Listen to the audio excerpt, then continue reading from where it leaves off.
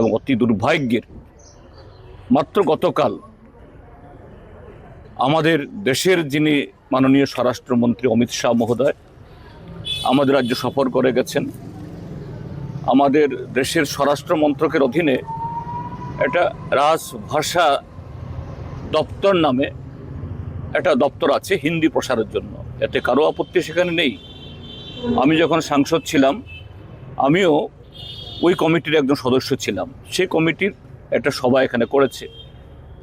কিন্তু এই সভাতে এসে তিনি যেভাবে বক্তব্য রেখেছেন যে উত্তর পূর্বাঞ্চলের প্রায় 40টা এরকম এই আদিবাসীদের ভাষা, তিনি বলছেন এদের প্রত্যেককে দেবনাগরী এই অক্ষর স্ক্রিপ্ট নিয়ে তাদের ভাষা লিখতে হবে। প্রায় থ্রেট, হুমকির মতো। দেবনাগরী যদি ব্যবহার না করা হয় তাহলে এই ভাষাগুলো বিকাশের জন্য কোনো রকমের সাহায্য করা হবে না। এটা এক ধরনের ভাষা সন্ত্রাস, ভাষা সংস্কৃতির আধিপত্যবাদ। এটা আরএসএস এর চিন্তাভাবনা প্রসূত। আমরা এর নিন্দা জানাচ্ছি।